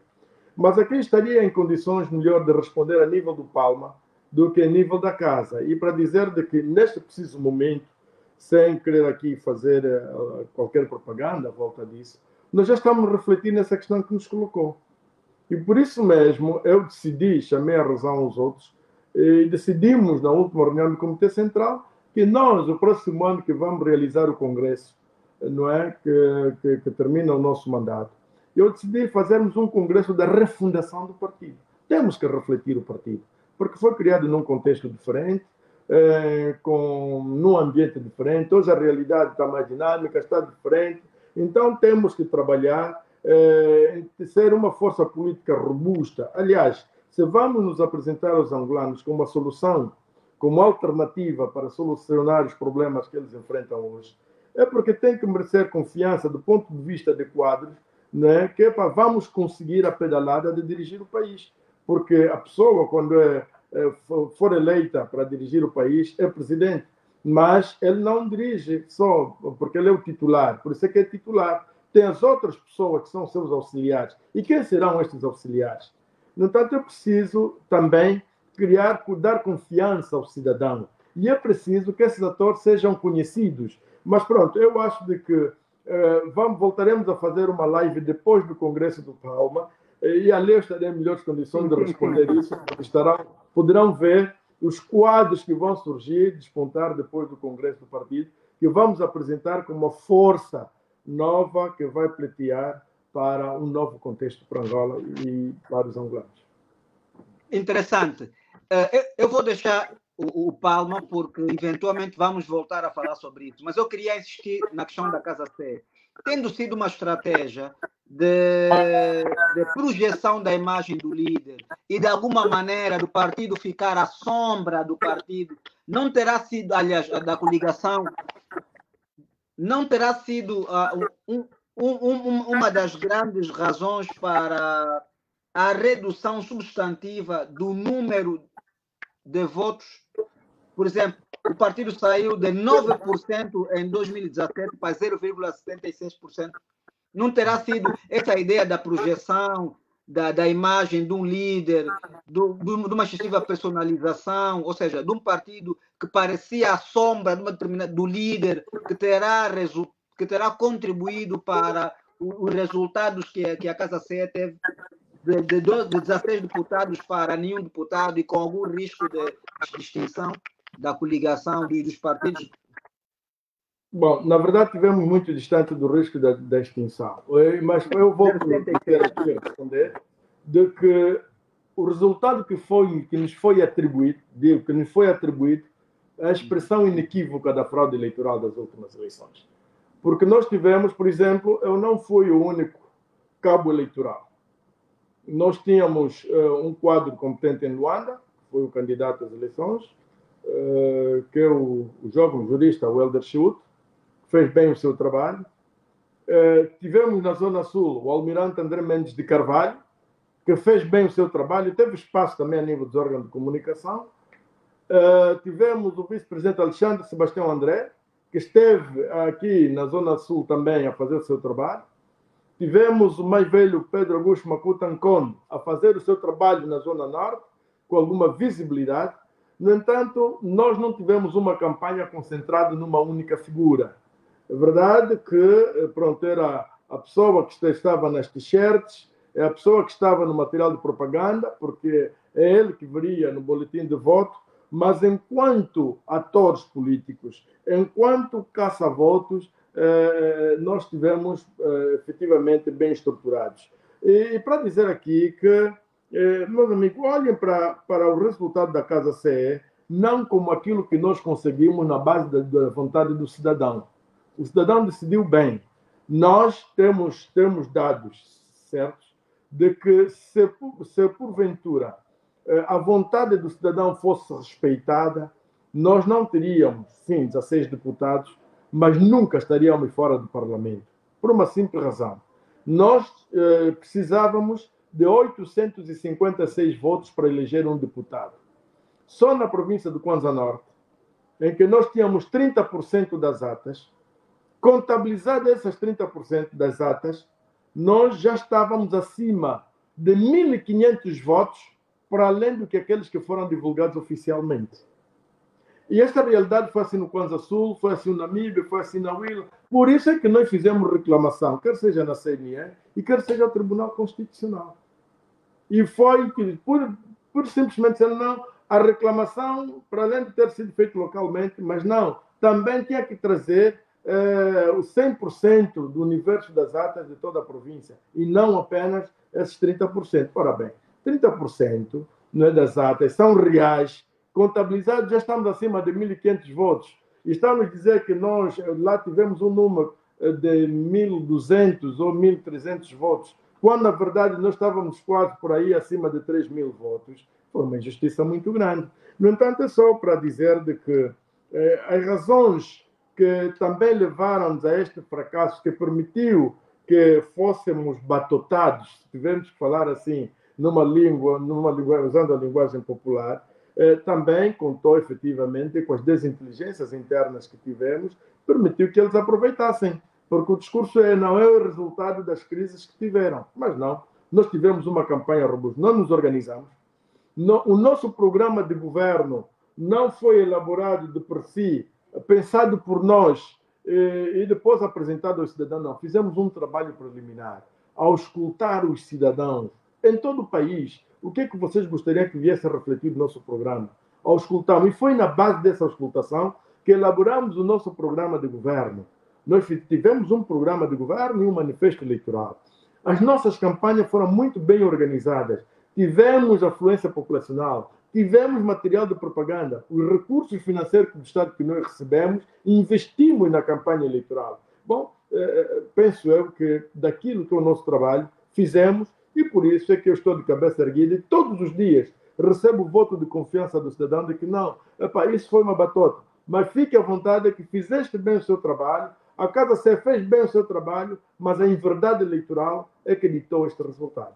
Eu gostaria que fosse a leitura. Eu ia deixar a minha última intervenção. Infelizmente não temos muito tempo, mas eu ia terminar enquanto qual é, resumida, se tivesse de resumir em 5 pontos, quais seriam como é que vê, qual é o contributo da Casa CE no processo de construção democrática em Angola? Bom, primeiro, como falamos, primeiro passo, volto aqui a repetir, é a questão do primado da lei. Não, estou a dizer o contributo que a casa existe há 10 anos. O Palma existe, ok. Qual é, na vossa opinião, o contributo que a casa tem dado para a construção da democracia? E do Palma... E do Palma, que existe há mais tempo, portanto, essa questão até... porque os partidos existem, porque cumprem funções específicas para o processo de construção democrática. Qual é, na vossa opinião, o contributo do Palma e da Casa CE no processo de construção democrática? O único contributo do Palma que difere da Casa, que vou dizer aqui, foi o processo de luta que nós tivemos para exigir às partes, na altura em luta, beligerantes, a encontrarem a paz por via do diálogo e não através da guerra. Esta foi uma luta titânica que nós tivemos, porque não é compatível democracia com guerra. No entanto, por isso é que nós fizemos vários comunicados e na altura houve delegações até dos POCs que saíram daqui, que tiveram contato com o malogrado Dr. Savimbi para ver se pudesse demovê-lo efetivamente da via bélica. No entanto, este foi o trabalho que nós tivemos nos POCs, não é? E estou-me a referir aqui à questão que colocou a nível do Palma. Foi um trabalho titânico e ficamos todos satisfeitos que, apesar do outro co-líder em conflito ter tombado, mas a paz conseguiu-se através do diálogo, através da sentada na mesa, porque se assim não fosse, até agora teríamos ainda bolsas de guerrilha no país, e foi inteligente, devemos reconhecer aqui, o presidente Eduardo dos Santos, que poupou vidas, que disse que era necessário sentar à mesa e acabar com o conflito militar. Agora, em relação à casa, são várias contribuições que nós temos dado, através de que contribuições, através dos direitos fundamentais dos cidadãos que devem ser respeitados, que fazem parte do nosso dia a dia, mas aqui vale dizer, um dos contributos fundamentais foi a iniciativa legislativa da Casa sobre a iniciativa que propusemos na Assembleia Nacional de um projeto de lei que confere poderes legislativos a grupos de cidadãos. Ou seja, nós chegamos a elaborar um projeto de lei que, por exemplo, pudesse permitir que 2.000 ou 5.000 cidadãos interessados ou numa determinada norma do país elaborarem um projeto de lei e remeterem na Assembleia Nacional. Hoje em dia, este é um direito exclusivo dos deputados. Como tal, o cidadão tem que entregar a um deputado, tem que ir a um partido político. Mas nós, na altura, estávamos a defender, e assim em algumas latitudes, em outras latitudes, que grupos de cidadãos, que a lei pode estabelecer, ser 2.000, 5.000, 20.000, enfim, cidadãos, na verdade, puderem propor iniciativas legislativas ou proposta de iniciativa legislativa à Assembleia Nacional. No entanto, nós, na altura, a norma discutiu-se na especialidade, na generalidade, e faltou apenas discussão na especialidade, pelo que eu ainda recomendo os atuais deputados poderem revisitar esta norma, que é bastante rica e seria bastante positiva para o nosso processo democrático. Isso iria fazer com que, por exemplo, os tais jovens, ou os revus, que sofrem tanto com essa questão das manifestações, pudessem sentar, por exemplo, e dizer para que não, queremos alterar a lei da manifestação. Eles estão ali a refletir, recolher o número de assinatura e diretamente, sem estar acoplados a nenhum partido político ou depender de nenhum deputado, poderem fazer remessa à Assembleia Nacional e a Assembleia receber e discutir, efetivamente, esta mesma norma. Nós entendemos que era um grande exercício do ponto de vista democrático. Outras questões, outros contributos que nós temos estado a fazer nos nossos comunicados, nas nossas entrevistas, enfim, que fizemos quase sempre, mas estamos num contexto e um partido que adotou a estratégia de que, como disse na gíria, né, ou no linguajar popular, os cães ladram e a caravana passa. Infelizmente. Muito obrigado. Doutor Sérgio Dundão, para fechar. Doutor Manuel Fernandes, doutor André Caputo Menezes, agradecer mais uma vez ao doutor Manuel Fernandes pela disponibilidade. Certamente já se colocou à disposição da Associação Angolana de Ciência Política, depois do Congresso de Palma, voltar ao nosso convívio. Assim agradecemos, porque no campo da ciência política nós estudamos sempre aquilo que é os partidos políticos, porque são eles que compõem aquilo que é o campo da competição partidária. Referenciou e muito bem que o nosso modelo democrático é assente nos partidos, aquilo que os cientistas políticos chamam a partidocracia das sociedades modernas, feliz ou infelizmente. Essa é a nossa realidade e nós, cientistas políticos, somos mais observadores, estudiosos, temos que observar e aceitar, porque nós não somos votados, não temos legitimidade para alterar o modelo institucional adotado em Angola, temos sim a capacidade de dar os nossos pequenos contributos, quer nessas lives, quer nos nossos estudos. E isto é que nós, muitas das vezes, acabamos por fazer. Algumas das questões aqui foram colocadas questionando algumas das observações dos partidos, resultam também dos nossos debates entre cientistas políticos. Não há consensos, não há aqui verdades absolutas, apenas estudos que nos testam que muitas das perspectivas que os partidos apresentam não são efetivamente aquilo que se concretiza. Muitas das vezes o que nós chamamos a razão ou orientações acadêmicas é que as normas constitucionais muitas das vezes são desfeitas pelas normas infraconstitucionais. Por exemplo, os modelos eleitorais em Angola não estão na Constituição. As listas fechadas não estão na Constituição. O financiamento dos partidos não estão na Constituição. São essas normas que moldam muitas das vezes aquilo que se propõe lá em cima ou o horizonte constitucional. A eleição direta de um presidente da República não significa em nenhum momento devolver a cidadania ao cidadão, porque as questões do financiamento, num país como o nosso, com dificuldades de movimentação territorial, uma comunicação social, ou seja, há outros fatores que podem impactar. Por isso é que nós, cientistas políticos, somos muito cautelosos a dizer não avancem com propostas para gerar uma perspectiva ou uma possibilidade do cidadão que muitas das vezes não se realizam, porque isso pode acontecer num sistema democrático, é a crise de confiança nos partidos que pode levar com que muitos dos angolanos que já não foram votar nas últimas eleições desacreditem totalmente o sistema partidário. É por isso que muitas vezes esse nosso ciclo de reflexão também tem a ver isso, esse diálogo academia e partidos políticos para a academia muitas das vezes apresentar essa perspectiva e os partidos também apresentarem suas. Mas, mais uma vez, muito obrigado, doutor Manuel Fernandes. Mais uma vez, obrigado, doutor André Caputo Neves. Muito obrigado. Muito obrigado. E até a próxima oportunidade. Obrigado. Obrigado.